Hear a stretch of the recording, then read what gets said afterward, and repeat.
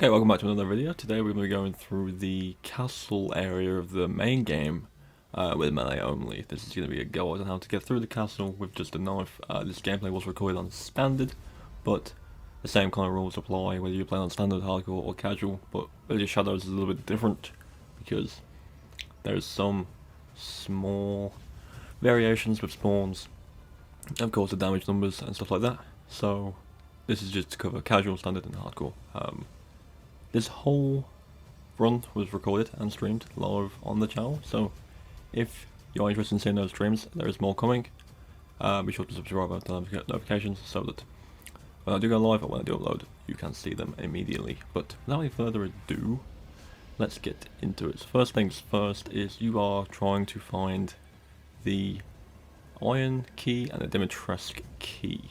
Between then, you will be fighting one of the daughters, but not particularly difficult.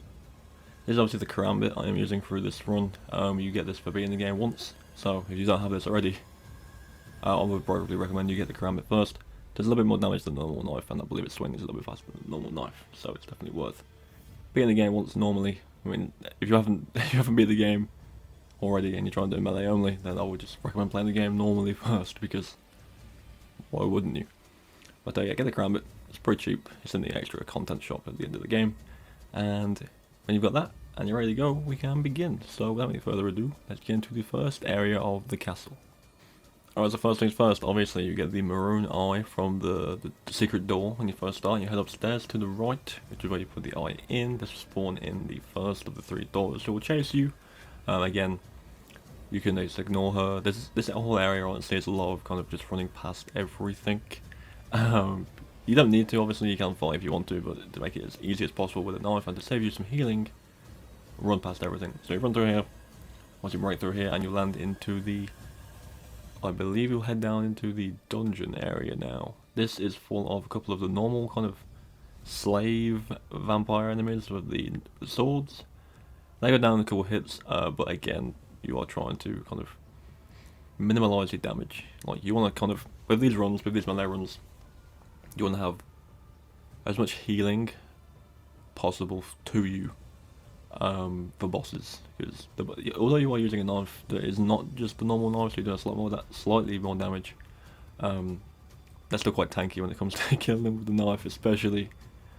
I wouldn't say Dimitrescu is a tanky boss, she doesn't really damage you either. Like, you can kind of manipulate the boss fight quite easily with a knife, but they're quite tanky, so you are going to get hit probably a couple of times, and they are bosses, so they're going to hit harder than normal enemies. So just try and keep your healing as optimised as possible, so you have as much as possible going into the boss fights. But yeah, just run through these guys. You don't need to fight any of them. They don't really get in the way. I think there's one at the top of the stairs, maybe, that gets in the way. Don't worry about like a single hit. You have all the. It is a new game plus run, by the way, so you have all the max cooking, all grades from cooking. You'll have a bit more health, and you'll be able to guard and take less damage naturally. So this is a new game plus run, just keep that in mind. But yeah, you go through here. This will be the first boss fight with the first daughter. These are quite easy with a knife. Again, it's just a case of blocking and dodging, and it takes not that many hits. This is a standard difficulty run, so it didn't take that much, and they kind of amble around at you. They don't really hit you often, and you can kind of just get 2 to 3 hits in before they hit you. And she's dead. That's basically it. I do like to pick up ammo through my runs that I can carry, just for future runs, because I usually just run off the same new game plus for each difficulty. So having as much ammo as possible for the harder runs is a bit more beneficial than just kind of running past and ignoring it. So pick up what you can, obviously, on the way through. And we'll jump forward again a little bit more now to the next kind of like key area. So next up is the courtyard. This is where you first get access to the courtyard. There is a door between you and the door, but you can just sprint past and she'll just kind of ignore you. You think you might get hit by some flowers, but they don't really do anything to be concerned about. Again, this takes you upstairs to the puzzle with the statues, which then leads you into the wine cellar, which is like the room covered in wine, we'll say, if that's definitely not what it is. But a few enemies in there, you can kind of run past most of them. Some of them do kind of spawn in the short corridors you have, but if you are stuck on them, then by all means just kind of kill them. I think these enemies are like 2 hits, maybe 3 with this knife. so it's not terrible. Just be sure to either guard or kind of like knife and then move back, and then knife and then move back, because getting grabbed sucks.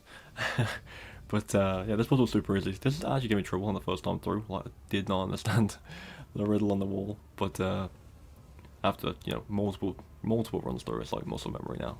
Walking into the room, instantly know what it is, and then just carry on as normal. But yeah, this next bit, run through.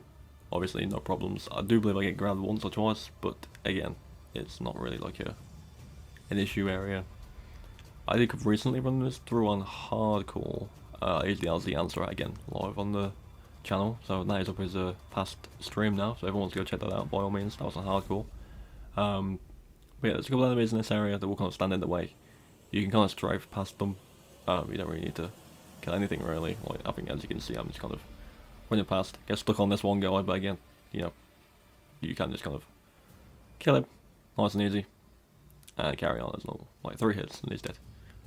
But yeah, that is essentially the small part of the game. You will get grabbed a bunch of times if you're not careful, like I did. But again, this is standard with the new game plus full cooking upgrades, so I'm not really taking any damage from these guys anyway. Anyway, get through here, and that's essentially it through this bit. You head up here, and this takes you to the cutscene with Dimitrescu in her room on the phone. We all know the cutscene, so I'll skip ahead and carry on from there. Alright, this is just before the encounter with her when she cuts your hand off. This bit on standard and easy is fairly simple. You can kind of get through without being touched. She moves quite slow on standard and casual. On hardcore, she's a little bit faster and hits a little bit harder.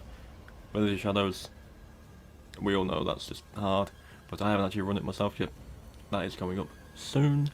That's going to be like a big edited video, but it's taking some time to get through. But when it's out, it'll be worth it, I promise. But this bit, yeah, you kind of just like backtrack on yourself, bring around the corner, give you the opportunity to grab your hand and open the door, just loop it again, and then I believe on standard and casual you can kind of run straight to the end of the corridor. On the hardcore, she kind of already waits for you at the end. She was already going through the wall, but on these difficulties you can kind of just, as soon as that gets open, you're basically essentially good to go. I don't actually recall what happened in this run. I believe I just managed to get straight through, no problem. Yep. Yeah, on hardcore she's a little bit more to the point there. So it gets through the hole a little bit faster. But yeah, come down here, open the key, and then boom, that's that bit done, and you're back outside, and the first mask is obtained nice and easily. Okay, next up we're going through the first Dimitrescu door, which leads you to the piano room, where you acquire the insignia key, and then you'll be fighting the second daughter in the library for, I believe, the second mask. Yeah, that will with the second mask, and will kind of route you back to the main hall. This bit, again, super simple. There's not really any enemies in here at all.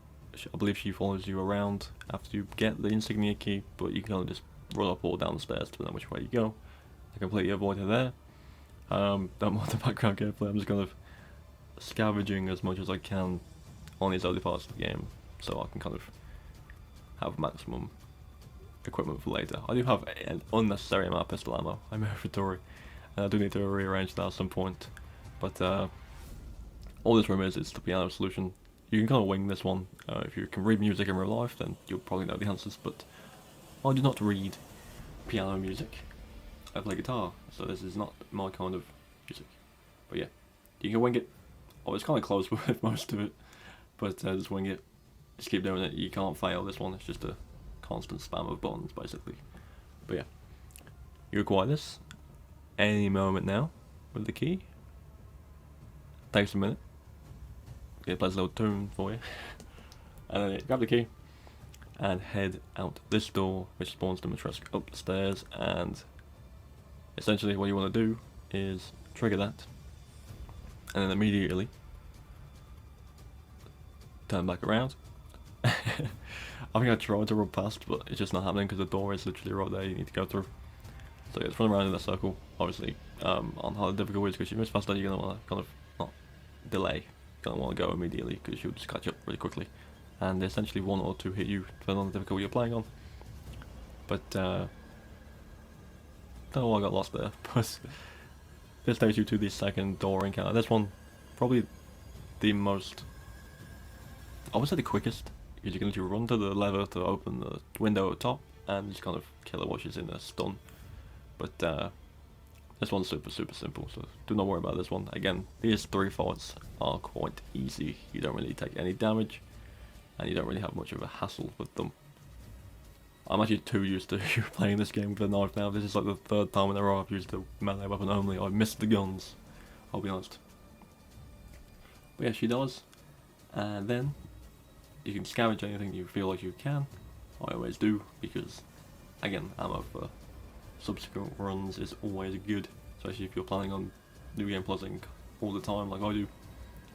But yeah, empty the room, take what you need, and then you leave out this back door, and you'll eventually, when I leave the room, get your 2nd mask. Easy peasy. Okay, for the last 2 masks, you can have a little bit more freedom. You can pick which one you want to do. I went back to the maroon-eyed door and went to this one. This is the one where you need to use an explosive to weaken the daughter to kill her. This doesn't count as a weapon use because she's technically invulnerable until the hole is exposed.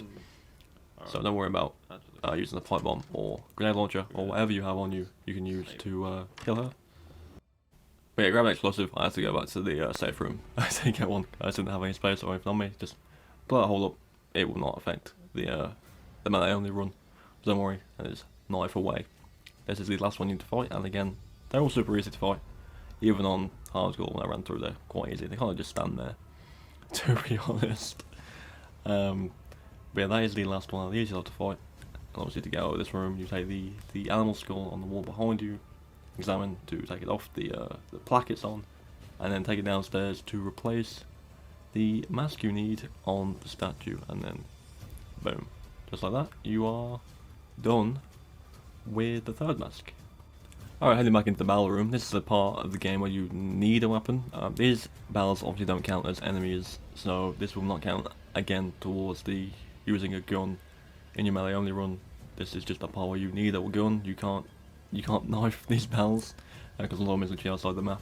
But you can switch to a gun and use a gun for those. Don't worry about that. There's a couple points in the game where you kind of need to use a weapon outside of what the achievement says.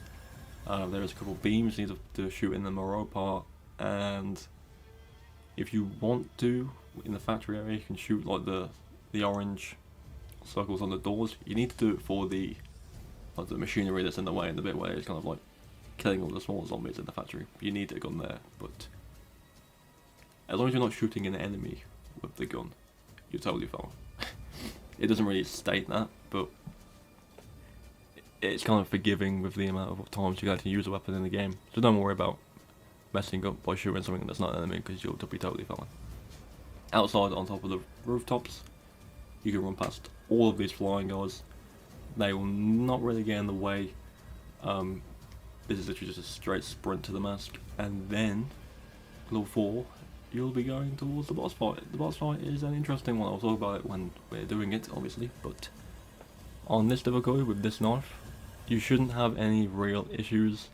Again, it's dependent on how much healing you've been using throughout the entire area, and just, you know, your confidence in beating the boss with a knife. But again, it's not too difficult, and after that, you're essentially done with the castle. It took me about half an hour to get through the entire castle area with a knife.